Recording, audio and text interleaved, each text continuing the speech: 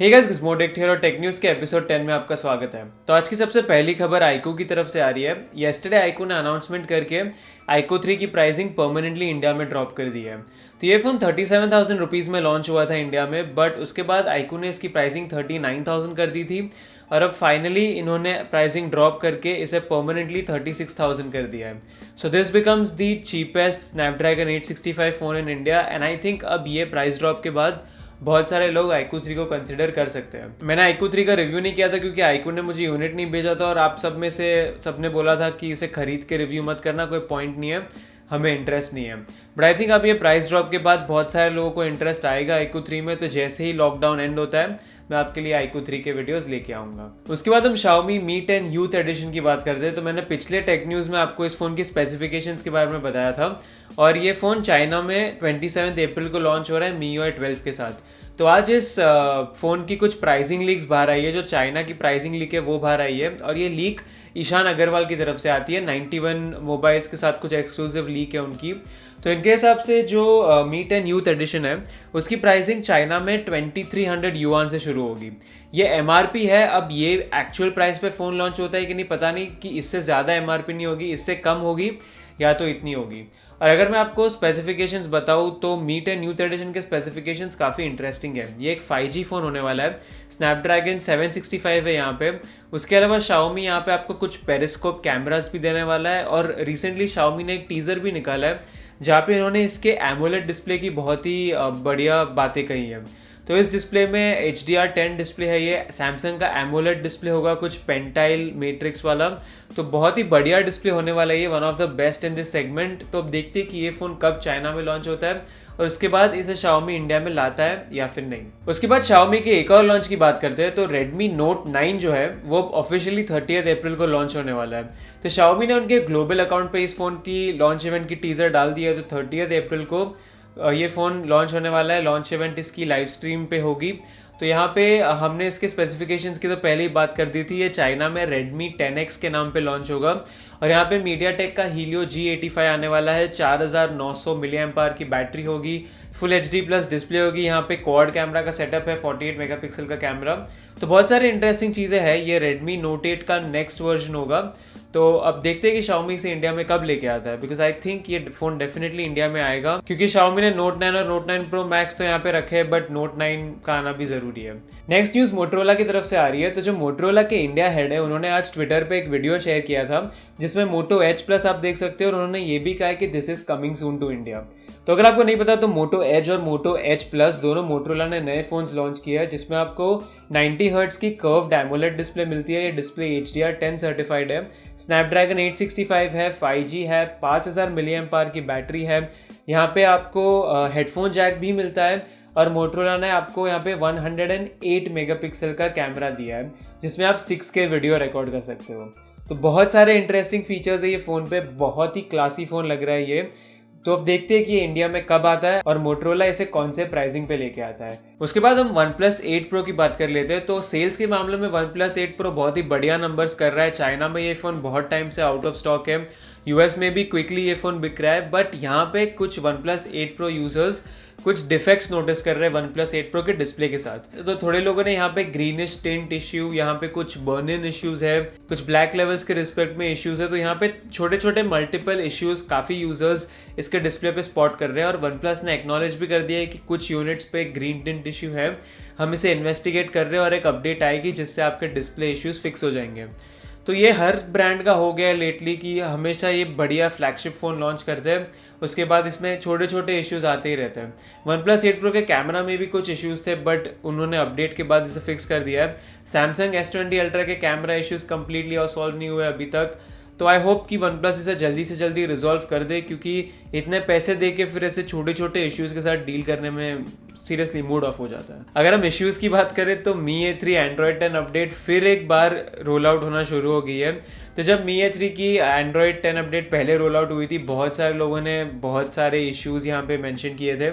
तो finally 4th time Mi A3 की Android 10 update roll out हो रही है और यहाँ पे Xiaomi ने आपको जेस्चर्स दे दिए है, डार्क मोड दे दिया है, जो कुछ प्रिवेसी वाले फीचर्स है Android 10 में वो दे दिए है। उसके अलावा यहाँ पे बहुत सारे लोगों के फिंगरप्रिंट सेंसर में प्रॉब्लम था, वो भी अब इन्होंने फिक्स कर दिया है। और यहाँ पे कुछ कुछ लोगों के वीडियो में इलेक्ट्रॉनिक इमेज स्टेबलाइजेशन भी नहीं चल रहा था, तो वो भी Xiaomi ने फिक्स कर दिया है। तो अगर आपके पास Mi A3 है तो मुझे कमेंट से बताइए आपका एक्सपीरियंस कैसा है, क्या ये अपडेट के बाद सारी चीज़ें फिक्स हो गई है या फिर नहीं। क्योंकि Mi A3 फ़ोन मुझे बहुत ही अच्छा लगता था, बट अपडेट्स के मामले में Xiaomi ने पूरा कचरा कर दिया था उसमें।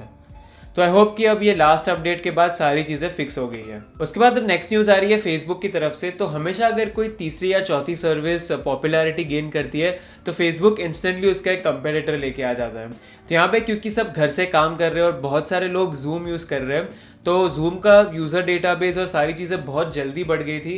तो यहाँ पे फेसबुक ने ऑब्वियसली उसका एक राइवल लॉन्च कर दिया है। तो यहाँ पे फेसबुक मैसेंजर रूम्स, ये चीज़ फेसबुक ने लॉन्च किया है। और यहाँ पे क्या होता है कि आप अप टू 50 लोगों के साथ वीडियो कॉन्फ्रेंसिंग कर सकते हो। इनिशियली मैसेंजर पे वीडियो कॉल सपोर्टेड थे, बट यहाँ पे क्या अलग चेंज है कि यहाँ पे अप टू 50 लोग अलाउड है। और यहाँ पे अगर आप फेसबुक यूज़ नहीं भी करते हो फिर भी आप जूम के जैसे एक इनवाइट लिंक के थ्रू ज्वाइन कर सकते हो।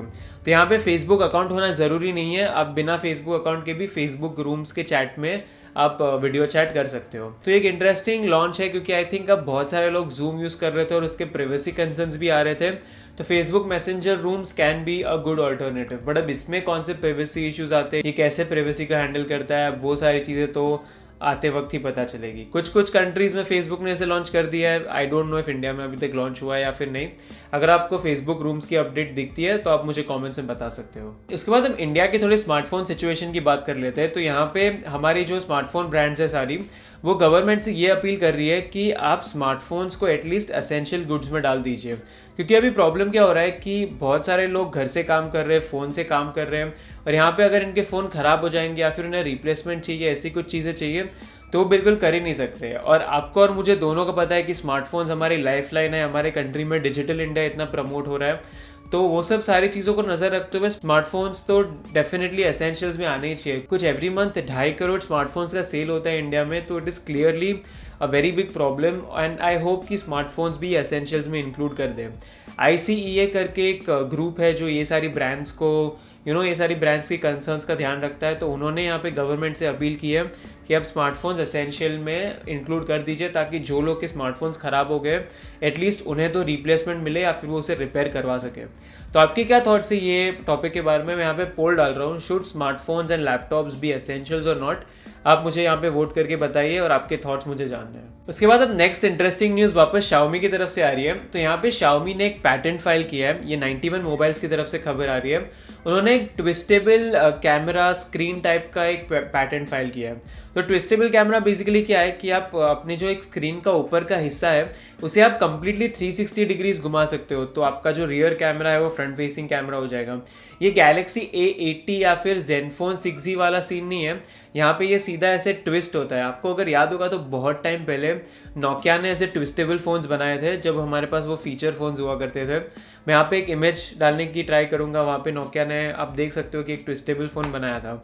तो वही बेसिकली वैसा ही लॉजिक है। यहाँ पे फ़ोन का जो फ्रंट का पार्ट है थोड़ा डिस्प्ले वाला, वो ट्विस्ट हो सकता है ताकि आपका रियर फेसिंग कैमरा आपका फ्रंट फेसिंग कैमरा बन जाए। तो बहुत ही इंटरेस्टिंग पैटेंट है ये। देखते हैं Xiaomi इसके साथ क्या करता है। अगर वो ऐसा कोई ट्विस्टेबल फ़ोन लेके आ जाएगा तो बहुत ही मज़ा आएगा, क्योंकि जब नोकिया के ट्विस्टेबल फ़ोन्स आए थे तब मुझे वो बहुत ही फैसिनेटिंग लगते थे।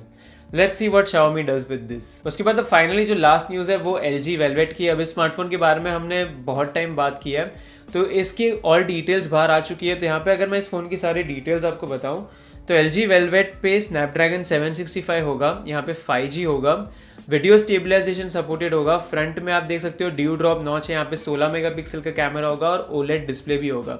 और अगर हम बैक की बात करें तो ऐसे रेन ड्रॉप टाइप कैमरा है, ट्रिपल कैमरा लेआउट है यहाँ पे। और ये प्राइमरी सेंसर 48 मेगापिक्सल, फिर 8 मेगापिक्सल अल्ट्रा वाइड और फिर 5 मेगापिक्सल का डेप्थ सेंसर है। यहाँ पे बैटरी आपको 4300 mAh की मिलेगी, IP68 वाटर और डस्ट प्रूफ सर्टिफिकेशन मिलेगा, और इस फोन पे वायरलेस चार्जिंग भी सपोर्टेड होगा। यहाँ पे अगर हम प्राइसिंग की बात करें तो कुछ $600-650 के आसपास इसकी प्राइसिंग की बात हो रही है। और ये कौन से मार्केट्स में आने वाला है अभी वो सब हमें पता नहीं है, तो देखते हैं कि ये फ़ोन कब आता है। बट ऑनेस्टली 765 के साथ $600-650 की प्राइसिंग थोड़ी ज़्यादा स्टीप लग रही है मुझे। तो अब देखते हैं कि फाइनली LG इसे कौन से प्राइस पे और कब लॉन्च करता है। इंडिया में ये आएगा कि नहीं, हाईली डाउट इट, बट अब देखते हैं कि क्या होता है। अब फाइनली जो लास्ट न्यूज़ आ रही है वो OnePlus की तरफ से आ रही है, और यहाँ पे एक्चुअली OnePlus ने उनकी जो यूरोप की टीम है वो अप टू 80% कट डाउन कर दिया है। तो मेजरली जो यूके, जर्मनी और फ्रांस में उनकी टीम थी, तो बहुत सारे लोगों को उन्होंने रिलोकेट करने के लिए बोल दिया है और अब वन प्लस का यूरोपियन हेडक्वार्टर्स हेलसिंकी में शिफ्ट हो रहा है। पहले ये लंदन में था, बट लेटली यूके में वन प्लस उतना अच्छी तरह से परफॉर्म नहीं कर रहा है, तो इसी के कारण उन्होंने उनकी टीम को डाउनसाइज करना पड़ा और कुछ कुछ एरियाज में तो अभी कुछ कंट्रीज को हैंडल करने के लिए उनके पास बस 3-4 लोगों का स्टाफ है। तो यही सीन है वन प्लस का, वो बाकी कंट्रीज पे अब ज्यादा फोकस कर रहे हैं, वहां पे उनकी मार्केट्स बढ़ रही है, तो इसी के कारण ये सब जगह पे उन्होंने उनकी टीम को डाउनसाइज कर दिया है। और मेजरली आई थिंक अब कोरोना वायरस के कारण काफ़ी अलग अलग सेक्टर्स में ये डाउनसाइजिंग और ये रीलोकेशन होने ही वाला है, क्योंकि बहुत सारी कंपनीज के लॉसेज हुए हैं, तो उसी के कारण ये सारी चीज़ें होना तो इनएविटेबल है। बट आज के लिए इतनी ही न्यूज़ थी मेरे पास। आशा करता हूँ कि आपको वीडियो अच्छा लगा होगा। अगर आप मेरा चैनल पहली बार देख रहे हो तो लाल वाला सब्सक्राइब बटन दबा दो और बेल आइकन भी दबा दो। वीडियो अच्छा लगा तो वीडियो लाइक करो, वीडियो अच्छा नहीं लगा तो डिसलाइक बटन 2 बार क्लिक कर देना। अभी के लिए बस इतना ही। वीडियो देखने के लिए धन्यवाद और मैं जल्दी आपके नोटिफिकेशंस वापस आऊँगा। Thank you.